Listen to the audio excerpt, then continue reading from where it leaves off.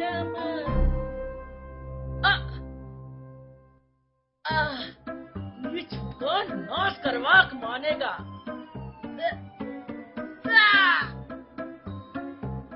खुल जा SIM SIM part 2 की शुरुआत कट्टा भैया से होती है, जहाँ पर ये पाइपलाइन के सहारे से चढ़कर सिमरन के कमरे तक आता है और सिमरन को देखकर मन ही मन में कहता है कि अरे साला, इस घर में तो RDX रखा है। RDX का मतलब सिमरन को बोल रहा है। और फिर कट्टा भाई सिमरन के तन बदन को हाथ लगाकर चूमने लगता है। तभी सिमरन नींद से जाग जाती है तो भैया अपना हाथ उसके मुंह पर रखकर उसे चुप करवाता है तो सिमरन उसके हाथों को काट देती है। तो भैया जी चीखने चिल्लाने लगते हैं, जिसके कारण अवधेश भी नींद से जाग जाता है। कट्टा भैया को देखकर अवधेश तो पूरा चौंक जाता है। तो भैया जी कहते हैं कि मैं अपना काम करने के लिए यहाँ आया हूँ, तो तू ज़रा साइड में हो जा और देखो कि हम तुम्हारे बीवी की कैसे ठुक पिटाई करते हैं। कि तभी सिमरन उसे लात मारकर गिरा देती है। फिर दोनों मिलकर उसे दबोच लेते हैं। इनकी ये सारी आवाज़ें सुनकर माँ जी भी वहाँ पर आ जाती है और क्या हुआ ये पूछने लगती है। तो ये दोनों ही टीवी का आवाज़ है ये कहकर बहाना बनाते हैं। फिर सिमरन कट्टा भाई का दिया हुआ डिल्लो लेकर आती है और वो ही उसके पिछवाड़े के अंदर घुसा देती है और बोलती है कि निकला रॉकेट पॉकेट से और गया अपने सॉकेट के अंदर। अब अगले दिन अवधेश के माँ बाप सिमरन को अपने घर वापस भेजने के लिए कहते हैं। तो गुस्से में आकर अवधेश अपने माँ बाप के साथ जम के झगड़ा करने लगता है, क्योंकि वो सिमरन से बहुत ही प्यार करता है। तभी सिमरन वहाँ आकर मोबाइल मांगती है तो अवधेश उसका लॉक खोल कर देने लगता है। तो बीच में सिमरन उसे ताने मारने लगती है कि जो खोलना चाहिए वो अभी तक नहीं खोल सके।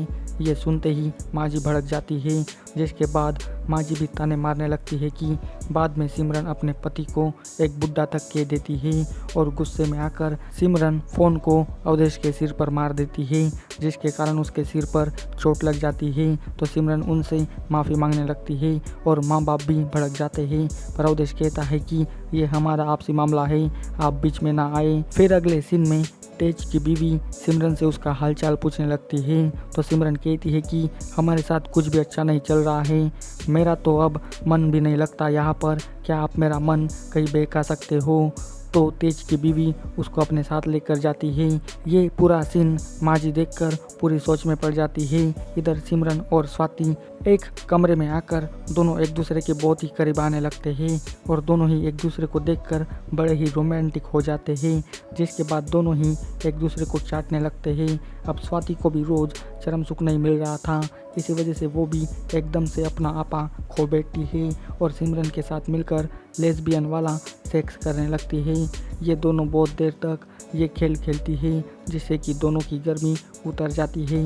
इधर सिमरन की माँ का फ़ोन आता है जो अवधेश की माँ उठाती है, जहाँ पर अवधेश की माँ सिमरन के सारे कारनामे उनको बताने लगती है। फिर सिमरन अपना काम ख़त्म करके अपने माँ के साथ बातें करने लगती है, जहाँ पर माँ जी उसकी बातें उसी को बताने लगती है कि तो सिमरन उनको समझाने लगती है कि मैं सिर्फ अपने पति के साथ प्यार करना चाहती हूँ, पर एक औरत की एक औरत ही दोस्त हो सकती है, तो जिसके साथ हम अपनी सारी मन की बातें शेयर कर सके, बस आप गलत मत समझिए।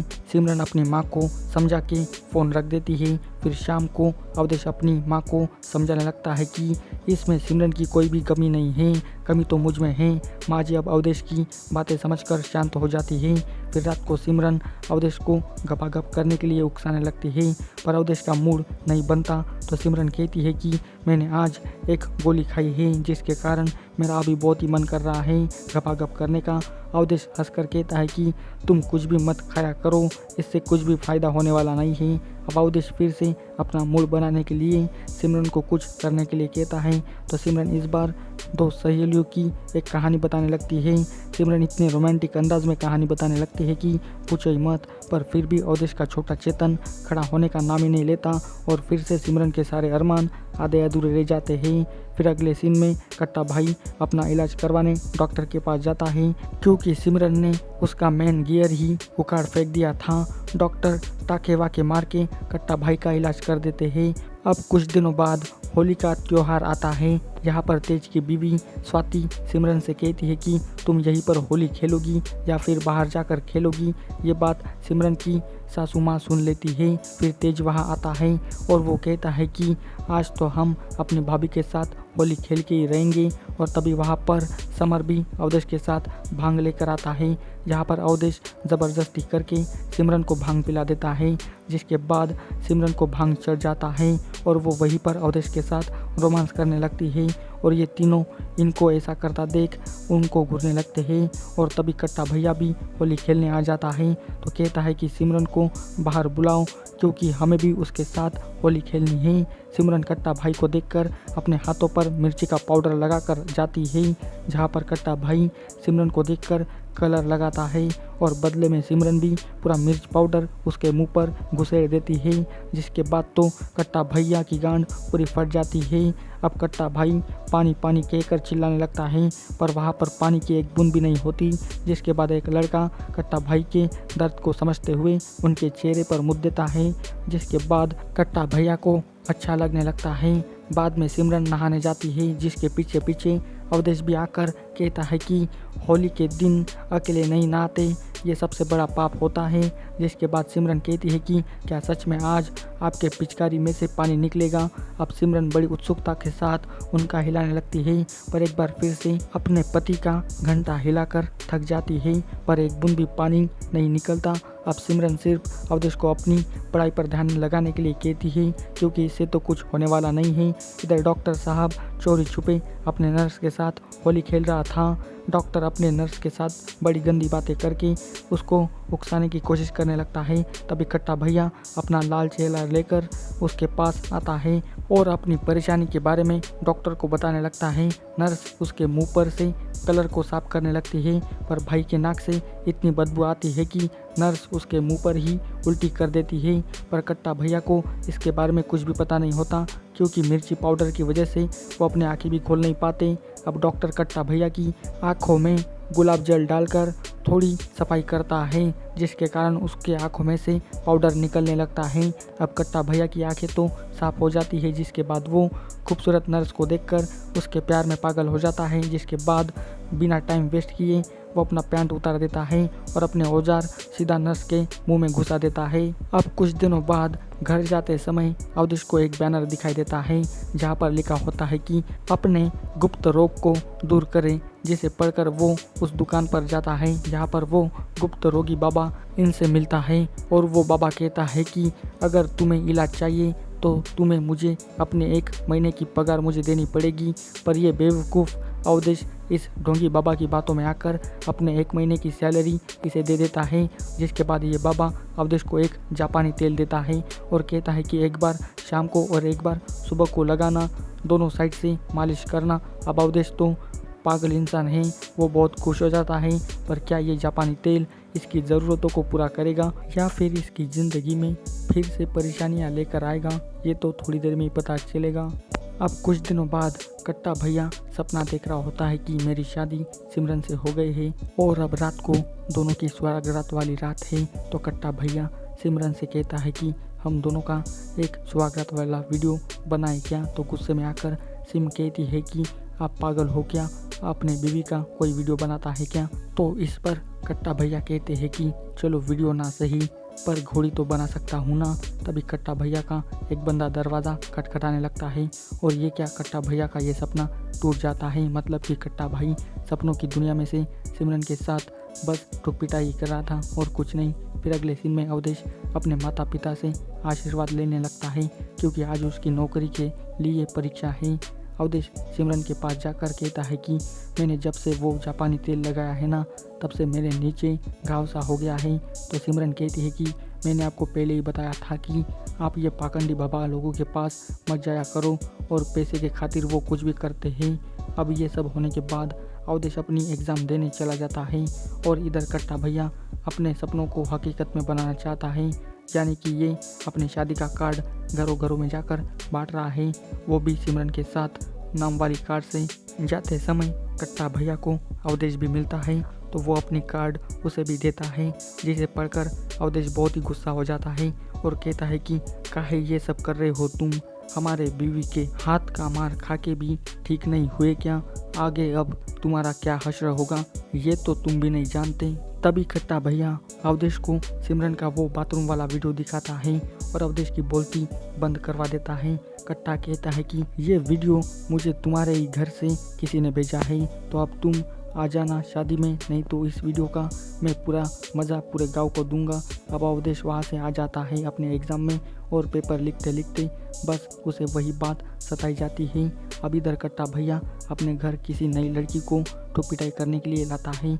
वो उस लड़की से कहता है कि डरो मत, हम बस शादी से पहले रिहर्सल करना चाहता हूँ और आज के दिन तुम हमारी सिमरन हो। तो उसके डायलॉग्स कौन बोलेगा, पर यह बंदी बीच में ही कट्टा को भाई बोल देती है, जिसके बाद कट्टा गुस्से में आकर उस बंदी को वहीं पर ख़त्म कर देता है। अब यहाँ पर घर की कोई बेल बजाता है तो कट्टा दरवाजे खोलने जाता है, जहाँ पर इसके घर में आज खुद सिमरन और अवधेश आया है। अवधेश आकर कट्टा से उस वीडियो के बारे में पूछने लगता है और तुमको इसके बदले क्या चाहिए। तो ये कट्टा भैया सीधे सीधे सिमरन का नाम लेता है। तो अवधेश इस बार शांत रहकर कट्टा से कहता है कि ठीक है, जो करना है वो आज ही कर लो। मतलब कि अब सच में कट्टा भैया को सिमरन की गुफा में जाने का मौका मिलेगा। अब अवधेश बाहर जाकर चौकीदार बन जाता है और सिमरन अंदर जाती है तो वो लड़की की लाश देखकर डर जाती है। अब यहाँ पर सिमरन कट्टा से कहती है कि मैं आपके साथ चूहे बिल्ली का खेल खेलना चाहती हूँ। तो कट्टा खुशी के मारे सब कुछ करने के लिए मान जाता है।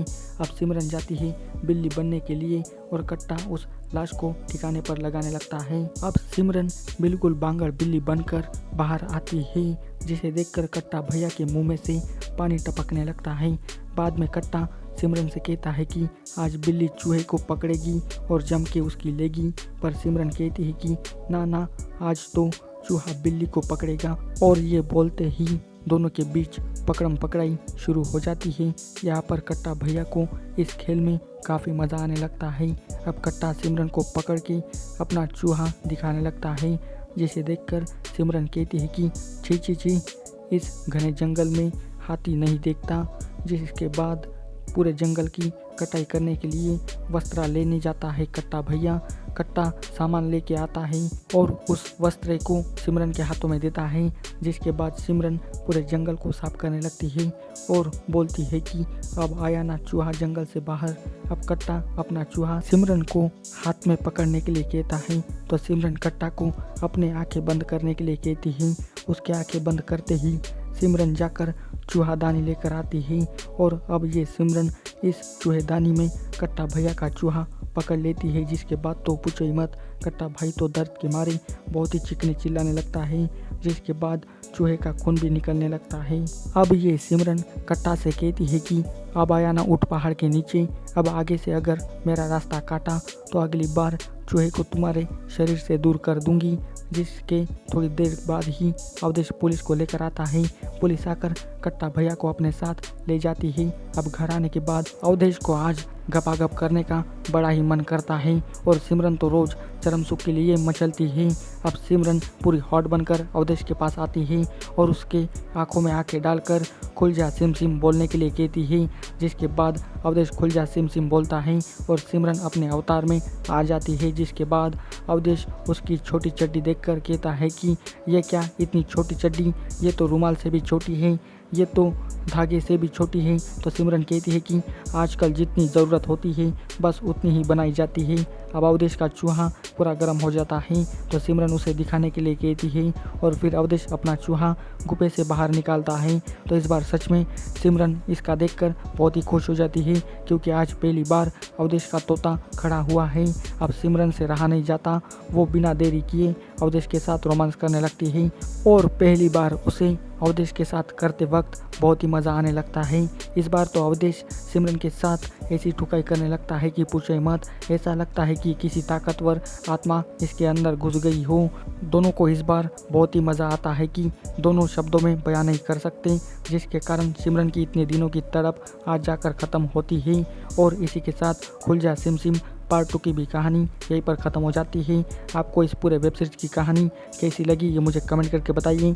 आपको इस पूरे वेब सीरीज़ में कॉमेडी से लेकर हॉट सीन भी देखने को मिलेंगी। सो अगर आपने अभी तक इस वेब सीरीज़ को नहीं देखा तो आपको ये वेब सीरीज़ उल्लू ऐप पर देखने को मिलेगी। सो जाइए और जल्दी से इस वेब सीरीज़ का आनंद लीजिए। आपको इसकी स्टोरी कैसी लगी जब मुझे कमेंट करके बताइए, और इसी तरह की वीडियो पाने के लिए जल्दी से मेरे चैनल को सब्सक्राइब कर दीजिए ताकि आपको हर एक नई वीडियो की नोटिफिकेशन मिल सके।